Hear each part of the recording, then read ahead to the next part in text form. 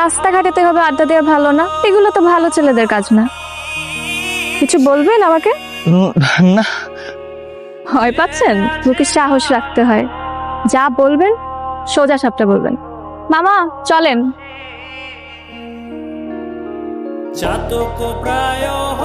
এদিকে আসেন।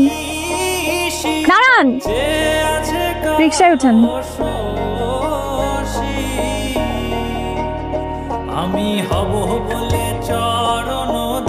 এত রাতে এখানে আসছো যে? আমার আপনাকে দেখতে খুব ইচ্ছে করছিল। সারাদিন 5-7 বার দেখার পর যদি দেখতে ইচ্ছে করে তাহলে তো মুশকিল। হয় না তো, আমার তোমাকে 5-7 বার দেখে মন ভরে না, আমার তোমাকে অগণিতবার দেখতে ইচ্ছে করে। বুঝলাম। তো এই শীতে যে শীতের কাপড় ছাড়া আসছো, এটা কি ঠিক আছে? তোমাকে দেখার পর থেকে আমার জীবন থেকে শীত, গ্রীষ্ম, বর্ষা সব চলে এসে গেলাম।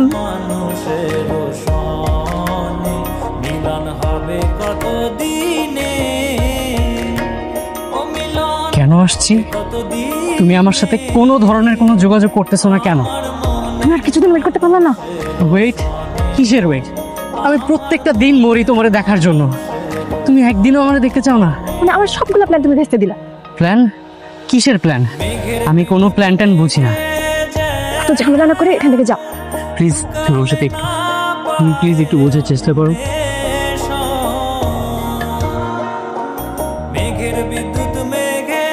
আচ্ছা, তুমি শুধু শুধু এরকম মারামারিতে জড়াতে গেলে কেন? আমার সামনে পৃথিবীর কেউ তোমাকে বিরক্ত করতে পারবে না।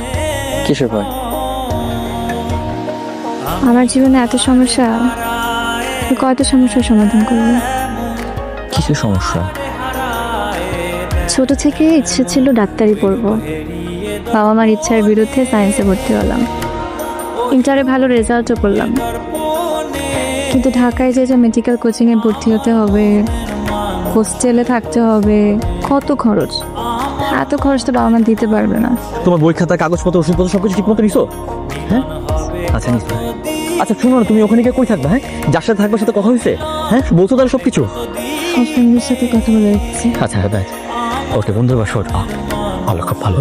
আচ্ছা শোনো না, ওখানে কিন্তু অনেক মানুষ থাকে বুঝছো, হ্যাঁ অনেক গাড়ি ঘোড়া থাকে, তুমি একদম ভয় পাবা না। আর একটু দূরে দূরে পুলিশ থাকে বুঝছো, যদি ভয় পাও সাথে সাথে ডাক দিবা, ওরা চলে আসবে তোমাকে হেল্প করবে। একদম ভয় পাও না, একদম চিন্তা করবা না। তুমি শুধু সময় মতো খাবারটা খাবা, যদি তোমার খারাপ লাগে তুমি ওষুধ খাবা, আর হচ্ছে একদম মনোযোগ দিয়ে পড়ালেখাটা করবা, বুঝতে পারছো? আর শোনো না, মানে তোমার যদি মানে একটু সময় হয়, মানে আমার একটু খোঁজ নিও বুঝছো, আমার তুমি ছাড়া কেউ নাই। তোমার আজকারা পেয়ে আজকে ওই অবস্থা হয়েছে। তুমি জিজ্ঞেস করো, আমার সারা জীবনের সঞ্চিত টাকা দিয়ে তোমার জন্য গয়না কিনেছিলাম, সেই গয়না নাই। আরে বেটা, জুই কই গেছে সেই ডাকো। জুই ঢাকায় মেডিকেল কোচিং এ ভর্তি হয়েছে। জুই তোমারে আলু দেখে আর একটা পুলার লোকে ভাইয়া গেছে। আজ আর পেতে পারবি না একদম। মেয়ের বাপ, এলাকার লোকজন সবে তোরে খুঁজতেছে।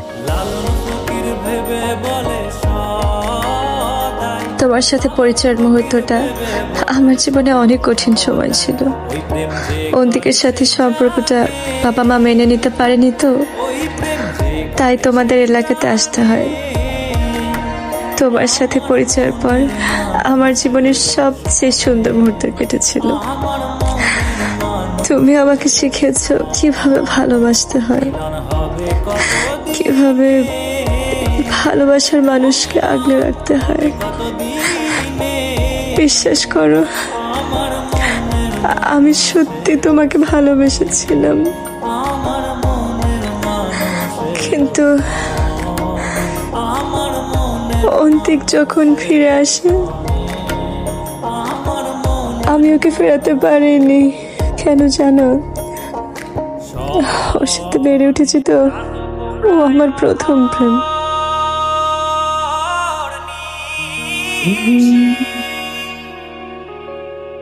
আমি তোমাকে কষ্ট দিতে চাইনি, মিথ্যা বলতে চাইনি। বিশ্বাস করো, আমাকে মাফ করে দিও। আপনি